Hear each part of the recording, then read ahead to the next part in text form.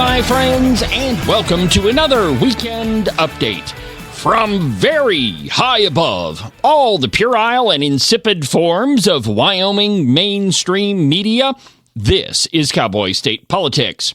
I, of course, am your illustrious host, David Iverson, firmly ensconced behind the silver Cowboy State Politics microphone and broadcasting to you from the base of the Bighorns at the Cowboy State Politics studio in Sheridan, Wyoming. Good morning, my friends, and welcome to the program. The first show after the Thanksgiving holiday. I trust that everybody had a fantastic Thanksgiving. The lovely Christine and I went to her parents' house, and there was a lot of family there. It was a big dinner. Christine cooked the whole thing, and it was a great meal. We watched a little bit of football, and we talked, if you can believe it, a little bit less about politics. I know you find that hard to believe if I'm in the room, but it's absolutely true. I hope that all of you had the same type of Thanksgiving dinner. And as for yesterday, Black Friday, I hope that you didn't get trampled trying to get the latest and greatest television that's probably not going to fit on your living room wall. So anyway, for today's program, and I had intended to take the entire rest of the week off, but I just couldn't help myself. I got up this morning with the studio dogs to let them out and to start the coffee, and walked by the studio, and there sat my microphone, and I just decided right then and there that I had to sit down and talk to you this morning. In the vein of being very thankful for the things that you have been given, today is the 977th episode of Cowboy State Politics. 977 episodes. And the program is also closing in on 400,000 downloads. All of that is thanks to you. Thank you very much for listening to the program. A couple of things that are going on with the program. Of course, we have the brand new newsletter, The Outrider, which is published every Thursday morning. And so if you haven't signed up for that, go to cowboystatepolitics.com, and the very first thing you'll see is a pop-up that says, join our newsletter. And you can put your email address in there and hit submit, and I will put you on the list. Make sure that you do that. It'll keep you updated on everything that's happening with the show. And by the way, I really enjoy putting it together. And I'm getting very close to being able to submit the open range record to the Google Play Store and the Apple, whatever they call their app store. I've put a ton of work into it, and I have a whole brand new respect for people that write mobile apps. It doesn't even cross your mind how much work went into writing that little program that you download onto your phone. And most of us will download one, I don't really like it, and you hit delete.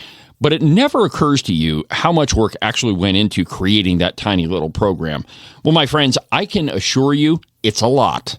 But I'm very excited about it. It's going to be something new in the Wyoming news landscape. News on the news page, opinion on the opinion page, in a clean, sleek interface. It's pretty slick, and I know that you're really going to like it. And I do need to apologize to you because I know that I've told you, hey, it's going to be released on this date. No, I need a couple weeks. It's going to be released on this date. But the truth is, that is not up to me at all. That's up to how long it takes Google and how long it takes Apple to approve all of the authentication stuff for the app. So whenever they get their stuff done, then I can submit it. But I'm going to keep you updated as we get closer to being able to release the program. It's actually kind of infuriating. They ask for this piece of paper, and then it takes them a couple of days to even look at the piece of paper. Then they ask for another one, and on it goes. But I'm getting really close, and so it's absolutely something to look forward to. The most I can tell you right now is it will definitely be finished well in time for the legislative session. The bright spot for right now is pretty quick. I'll be able to release the website. I mean, that part is independent of the app. I've just got a couple of tweaks to make to it, and then that one will be ready to roll. So I guess when you put it all together, that's a ton of stuff that's happening on the program, and I couldn't be more excited to bring it to you. All right, enough with our politics hiatus. Now, there's not really a lot that's going on in Wyoming's political universe right now. The governor has released his budget, and it is absolutely gigantic. Agent 29 told me yesterday that the budget numbers 4,800 pages. I didn't know that there was that many things to spend money on in Wyoming. Evidently there is, but we won't know exactly what they are until we have time to kind of leaf through it and find all the little particulars, of which there are undoubtedly a plethora. But with that gigantic thing, when I know, you'll know. One thing that caught my attention this morning is a letters to the editor back and forth in the opinion section, which is pretty much the entire paper, of the Sheridan Mess. What started the whole thing was what I thought was yet another run-of-the-mill exercise in redcoat and Democrat tedium. The sophomoric argument that redcoats and Democrats are making that if you vote conservatively, then obviously you're a member of the Freedom Caucus.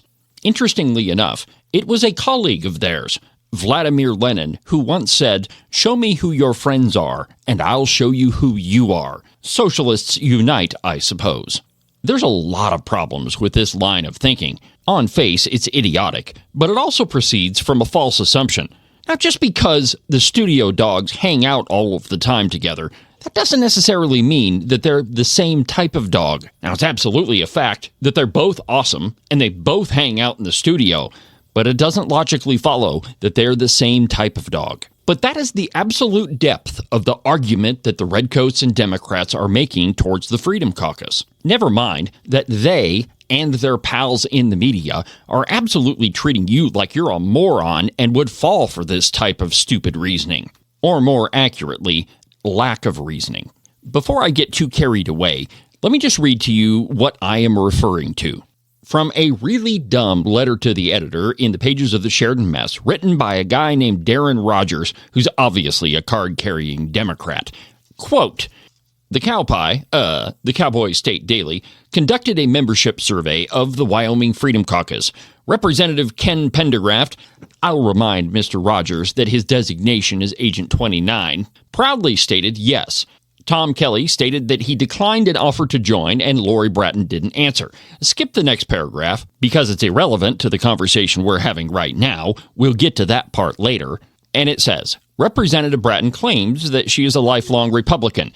If true, and with little thought, she would quickly discern the Wyoming Republican Party platform reads more like a religious manifesto, not coherent and practical plan for fair-minded and fiscally conservative Republican governance, as if Darren Rogers would know that if it smacked him in the head.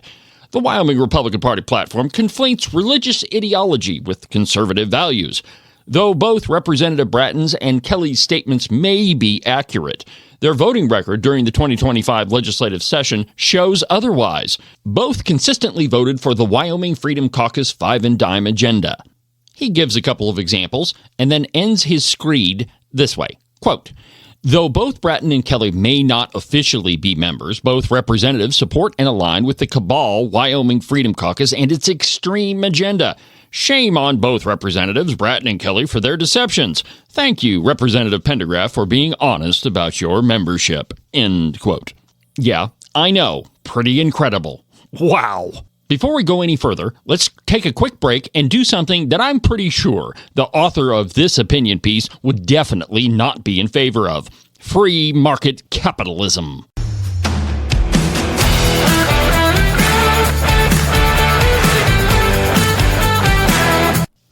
Cowboy State Politics is brought to you by Rebecca Bextel at eXp Realty. Are you one of those people that thought you were moving to Wyoming only to find out that you had moved to the only Democrat county in what was otherwise a fairly conservative state? Are you fed up with their Democrat ways and have decided to actually move to Wyoming? If you have, you're going to need a realtor that you can trust to unload that piece of property that you bought in the People's Republic. That realtor is Rebecca Bextel at eXp Realty. Her phone number is 307-699-3519. Last year, she sold around $30 million worth of property. She knows the real estate market backwards and forwards all across the state of Wyoming. So whether you're buying or selling, give my friend Rebecca a call. Again, her phone number is 307-699-3519. Weekend Update is also brought to you by Morton Buildings. If you hadn't noticed, that white stuff is all over the ground, and your toys are covered in it. Now, you could have prevented this unfortunate circumstance simply by calling Marcos and Jesse at Morton Buildings. Their phone number is 307-674-2532. That's the phone number you should have called before winter. But you can put a stop to this insanity, my friends. Whether you need a garage or a barn or maybe something bigger like a giant warehouse for your business, Marcos and Jesse are the two guys you need to talk to. They've been doing it longer than anybody else around, and they definitely do a much better job. So whatever building you're thinking about for your property, call Marcos and Jesse. Their phone number is 307-674-2532, or you can check them out at their website, mortonbuildings.com. If you haven't signed up for the Outrider, the newsletter of Cowboy State Politics, what are you waiting for? I want to send you a copy, but I can't if I don't have your email address. So go to cowboystatepolitics.com, and the first thing you'll see will be a pop-up that says, join our newsletter. Put your email address in there, and I'll send you a copy. Also, while you're there, don't forget to subscribe and follow the program. That way you can be notified every single time there's a brand new episode of Cowboy State Politics. And now, back to the very definition of doing something that you're accusing everybody else of doing.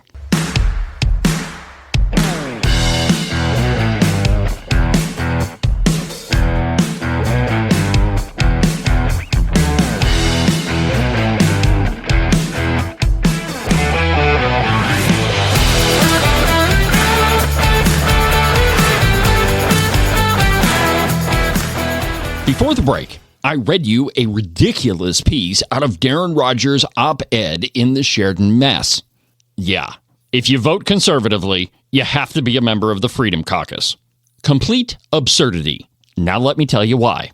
I'm sure you'll find this hard to believe, but up until that last paragraph, I was actually okay with Darren Rogers' reasoning, until it went off the tracks like an 80-car train pileup. I often tell you that the Redcoats are really just Democrats who switched their party registration to Republican to make it easier for them to get elected. And I almost always follow that up by saying that I respect the Democrats because at least they're honest about who they are. And you might be saying, now that's the same argument, David. And it was up until the last paragraph where he says, thank you, Representative Pendergraft, for being honest about your membership. Insinuating, of course, that Tom Kelly and Lori Bratton, of course, have to be members of the Freedom Caucus, as if that's somehow a bad thing. This is the flawed premise or false assumption that I was referring to earlier. Why exactly is the agenda of the Freedom Caucus a bad thing, or extreme, as Darren Rogers puts it? Of the examples that Darren Rogers provides, HB 64 is the ban on chemical abortions. It seems to me that being in favor of killing a whole bunch of little babies, which apparently Darren Rogers is a pretty extreme position. It is, dare I say, deplorable, but it's also sick and wrong. Shame on you, Darren Rogers, for even suggesting that in any universe the killing of a little baby is in any way acceptable. But if you read Darren Rogers' ridiculous op-ed, you wouldn't know that HB 64 was the ban on chemical abortions because Darren Rogers explained it merely as, quote, restrictions on women, end quote. And why did Darren Rogers choose that particular phraseology? Well, it's simple. He didn't want to be publicly on record defending the murdering of little babies. And let's just be perfectly honest about what abortion is. It is the premeditated killing of an innocent human being. It's interesting that Darren Rogers is writing an op-ed about honesty, while at the same time leading you to believe something that's not true about a piece of legislation. Now, there's only one group of people that I'm aware of anyway that actually make this type of argument, or that are willing to say so publicly, and willing to lead people to believe something that's just absolutely not true, and that's Democrats. Abortion is a lot more than, finger quotes here, restrictions on women. It's pretty bad to write an op-ed about honesty, and you can't even be honest about the legislation that you're talking about. I think in some circles, we might call that hypocrisy. But by the end of today's episode, you'll find out that Darren Rogers knows a great deal about hypocrisy. But I'm getting ahead of myself. I wouldn't want to let the proverbial cat out of the bag too soon. Let's just pick one more example from Darren Rogers' list. HB 341. Now, no self-respecting conservative Republican would be caught dead voting for this thing. Summer nutrition assistance for children via the school. Just an offhanded general question. Why is it the school's job to feed little children when school isn't even in session? And forget the school. Why is this even the job of the government at all? Correct me if I'm wrong, but that might be the parent's job. This one's pretty easy. No actual Republican that wants to be able to look themselves in the mirror in the future would ever vote for this. And as it turns out, 16 Republicans who are not members of the Freedom Caucus didn't vote for this either. So, no, it was not the Wyoming Freedom Caucus that killed this bill, no matter what Darren Rogers wants to lead you to believe. But like I said, you add up the position that Darren Rogers has taken on all of these bills that he mentions, and it sure as heck seems like he's a Democrat. Let me just give you one more piece of evidence. His antipathy towards the Wyoming Republican Party platform. Quote, she, Lori Bratton, did state that she campaigned on the, quote, principles set out in the Wyoming Republican Party platform, which was passed by Brian Miller and his followers, i.e. the Freedom Caucus members. Whoa. First, it is impossible for Brian Miller to pass the Wyoming Republican Party platform. The Republican Party platform is first voted on by county precinct men and precinct women. Then it is brought to the state Republican Party and is voted on by all of the members of the state Central Committee of the Wyoming Republican Party, which is made up of representatives from each county. At the time the latest version of the Wyoming Republican Party platform was passed, Brian Miller only had one vote at the state Central Committee during the last Republican convention. And it is impossible for the Wyoming Freedom Caucus to have passed the Wyoming Republican Party platform. For someone who is as interested in transparency and accuracy as Darren Rogers is, you would think that he would have done a little bit more research before penning this piece of drivel. And considering his ignorance of the Wyoming Republican Party platform, or frankly, how anything in the Wyoming Republican Party works, it might lead you to believe that Darren Rogers doesn't have a whole heck of a lot of experience being a Republican. Listen to this next sentence. Quote, the Wyoming Republican Party platform conflates religious ideology with conservative values. It's pretty obvious that Darren Rogers has never actually read the Wyoming Republican Party platform. If he had, he couldn't have come to that conclusion, that everyone is endowed with life, liberty, and property, equality before the law, the Second Amendment, private property rights, religious freedom, liberty, citizen government by the Constitution, and 16 other foundational American beliefs.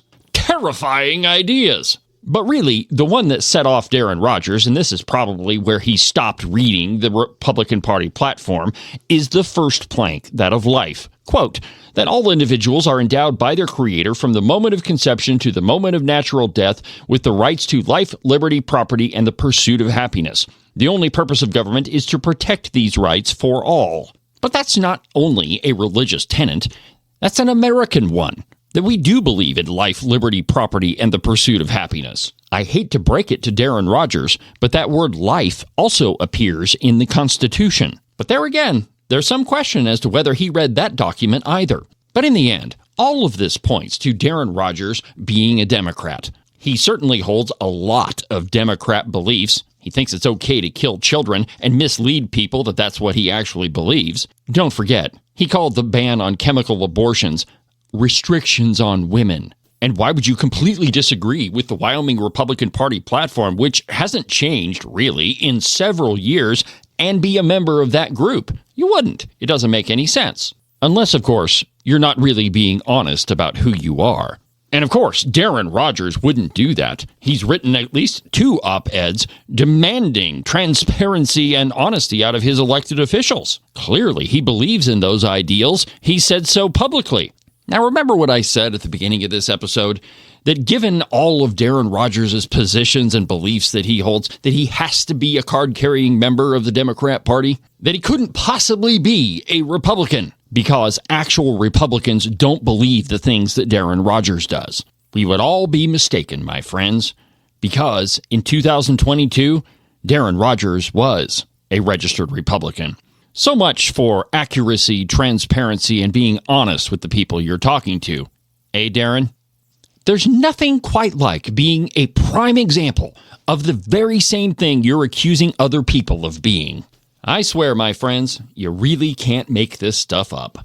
Well, that'll do it for today's installment of the broadcast. Have a good rest of your weekend, and we'll talk again on Monday. But for now, from the base of the Bighorns at the Cowboy State Politics Studio, I'm David Iverson, and this is the one and only Cowboy State Politics. Have a good weekend, Darren.